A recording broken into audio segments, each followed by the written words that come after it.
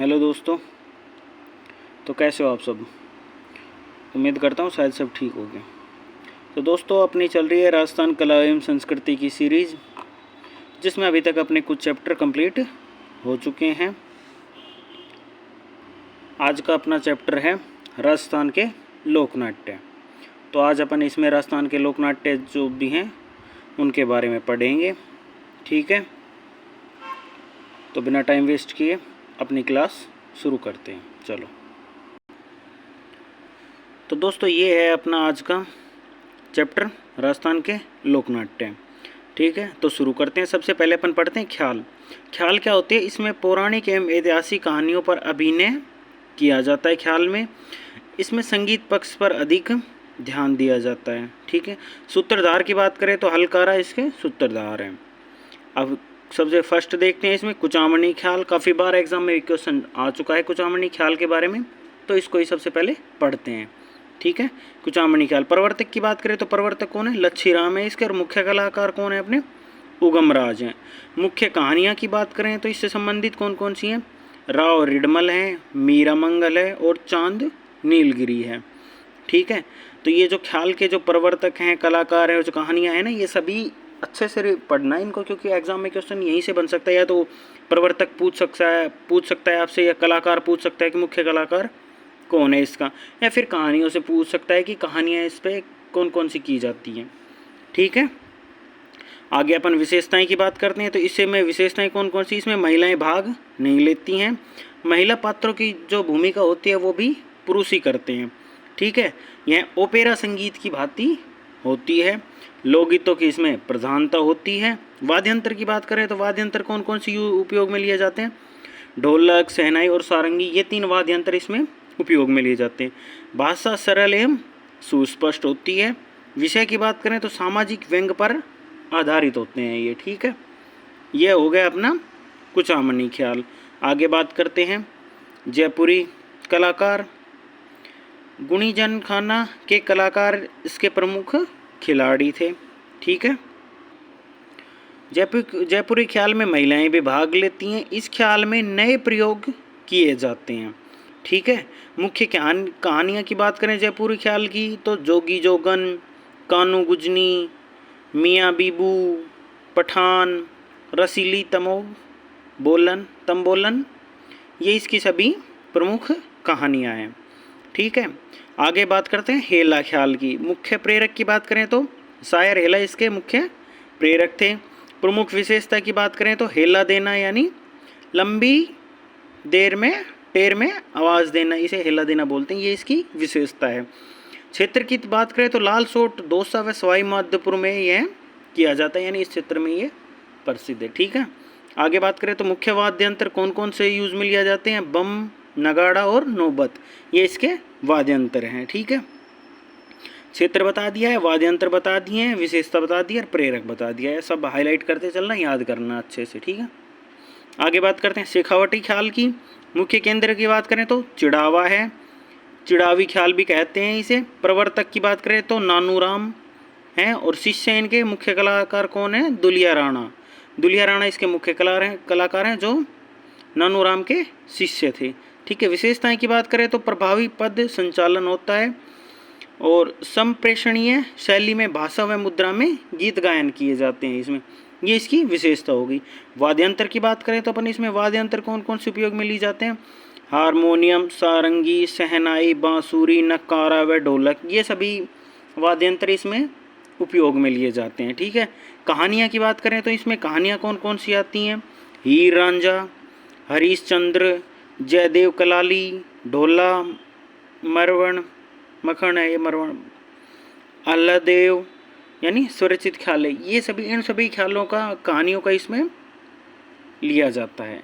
आगे चलते हैं। चलो आगे बात करते हैं अली बख्शी ख्याल की। मुंडावर के नवाब अली बख्श के समय यह ख्याल प्रारंभ की गई थी। अली बख्श को अलवर का रस खान कहा जाता है। ठीक है, हाईलाइट कर लेना है इसको। और कौन सा नवाब था ये? अली बख्श नवाब था। ठीक है, ढपाली ख्याल की बात करें तो क्षेत्र कौन सा है इसका? भरतपुर क्षेत्र है, लक्ष्मणगढ़ अलवर में, ये इसके क्षेत्र हो जाते हैं। मुख्य वाद्यंत्र की बात करें तो अपन ढप इसका मुख्य वाद्यंत्र है। ठीक है, कन्हैया ख्याल की बात करते हैं, क्षेत्र कौन सा है, करौली धौलपुर में आ जाएगा कन्हैया ख्याल। सवाई माधोपुर, दौसा, भरतपुर, ये सभी इसके क्षेत्र आ जाएंगे। मुख्य कथा को कथन तथा पात्र को मेड़िया कहा जाता है।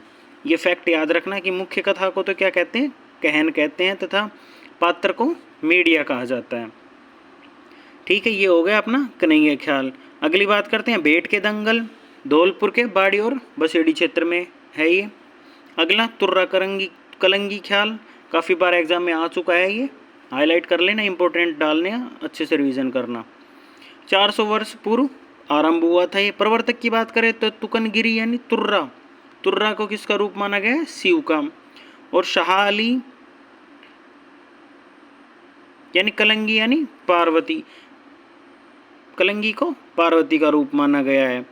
चंदेरी के राजा ने इनके अभिनय से खुश होकर इन्हें तुर्रा व कलंगी भेंट किया था। तुर्रा कलंगी है, इनका मतलब आपको बता दिया गया है, शिव और पार्वती। ठीक है, मेवाड़ में इसे शेडू सिंह तथा हमीर बेग ने लोकप्रिय किया था। ठीक है, तो ये फैक्ट भी याद रखना कि मेवाड़ में किन्होंने किया था। ठीक है, चलो आगे चलते हैं। अब शिव पार्वती की कहानी पर आधारित होता है ये, गैर व्यावसायिक है ये।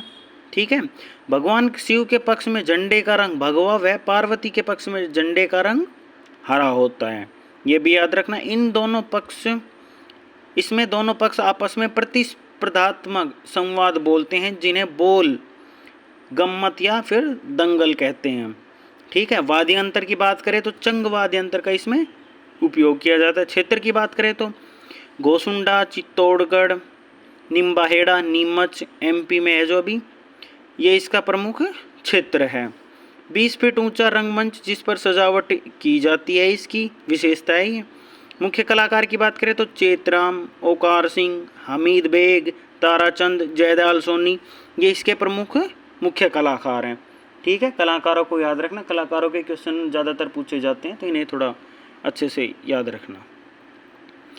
ठीक है, ये तो अपने जो ख्याल थे वो पूरे हो गए हैं। अब अपन बात करते हैं गौरी नाट्य की। संवाद, वादन, प्रस्तुतिकरण व लोक संस्कृति के प्रतीकों ने मेवाड़ के भीलों की गौरी अनुपम है।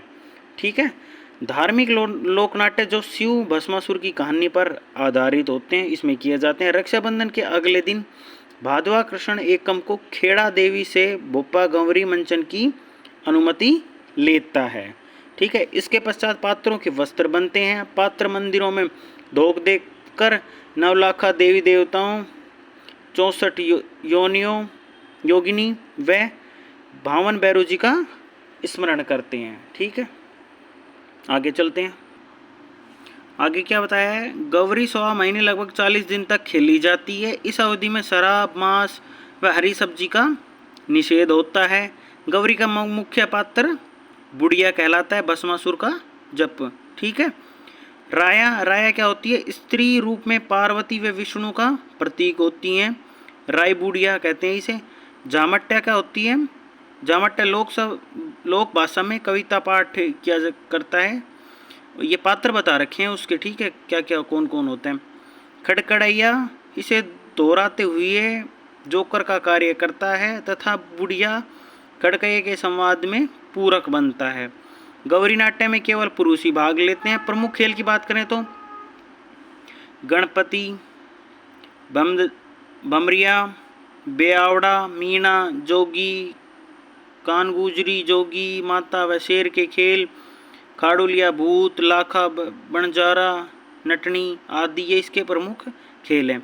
अब प्रमुख कहानियों की बात करें तो बंजारा बंजारी, कालू फीर, मियाँ मियावड़ा, खाड़िलिया, भूत, अकबर बीरबल, ये इसकी प्रमुख कहानियाँ हैं। नाम थोड़े अजीब हैं, अच्छे से बार बार रिपीट करोगे ना तभी माइंड में सेट होंगे ये। ठीक है, आगे चलते हैं। विभिन्न कहानियों को मिलाने हेतु बीच में नृत्य किया जाता है, जिसे गौरी की गाय कहा जाता है, ये भी हाईलाइट कर लेना। और मुख्य वाद्य यंत्र की बात करें तो मादल व थाली इसका मुख्य वाद्य यंत्र है। तो ये हो गया अपना गौरी नाट्य। तो आज की क्लास में इतना ही, बाकी पढ़ते हैं अपन जो बच रहे हैं, नाटक बच रहे हैं और जो बच रही है ना, उनको अगली क्लास में पढ़ते हैं। अगर पिछली क्लास आपने अगर नहीं देखी हो तो डिस्क्रिप्शन में उसका लिंक है, वहाँ से जाके पिछली क्लास देख लेना। ठीक है, चलो।